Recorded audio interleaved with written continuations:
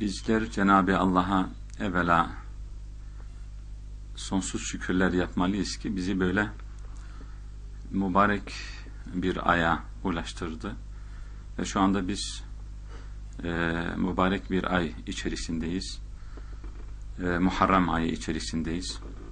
Cenab-ı Allah'a şükürler olsun. Çünkü bu ayın İslam tarihinde çok önemli bir yeri vardır. Hem Kur'an-ı Kerim'de Eşhurul Hurum olarak geçen aylardan birisidir. Ayet-i Kerime alen şöyle emir buyuruyor.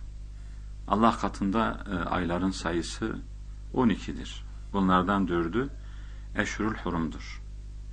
Tabi bu Eşhurul Hurum'lerden birisi de Muharrem ayıdır. Bu itibarla hem Eşhurul Hurum'dan olması itibariyle çok değerli bir aydır. Allah katında değeri yüksek olan, büyük olan bir aydır. Sevabı büyük olan bir aydır. Ve hem de bu ayın içinde tarih itibariyle, tarihten gelen bazı hadiseleri de önemli olayları da ihtiva ettiği için, bu ayda vuku bulduğu için bu yönden de bu ay önemli bir aydır.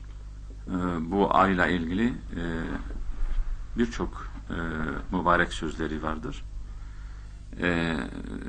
Bir sözünde, hadisinde Efendimiz buyururlar ki Ramazan ayından sonra ayların en büyüğü fazilet olarak Muharrem ayıdır. Ve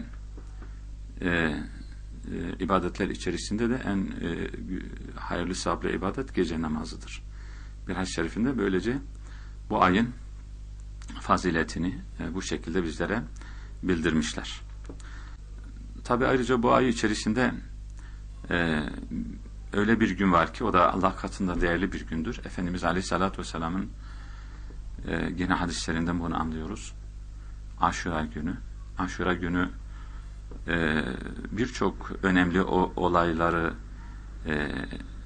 olayların içinde olduğu bir gündür. Bundan dolayı Aşure günde ayrıca bir önemi vardır. Ay denilince bir şey daha hatırlıyoruz. Müslümanlar açısından çok önemli olan bir şey daha hatırlıyoruz. O da ne? Hicret. Efendimiz Aleyhisselatü Vesselam'ın hicretini hatırlıyoruz.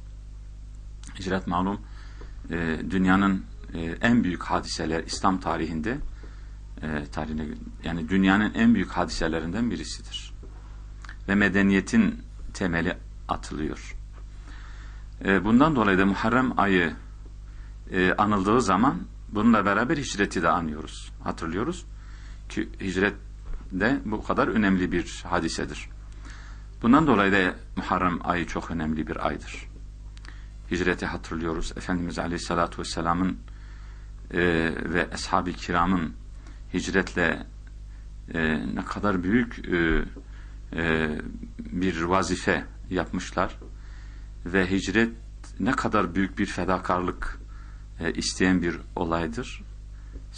Ashab-ı Kiram, Efendimiz Aleyhisselam, Ashab-ı Kiram nasıl büyük bir fedakarlık yapmışlar hicret etmekle. Bütün her şeyini bırakmışlar. Yani her şeyi Allah'a feda etme olayıdır hicret.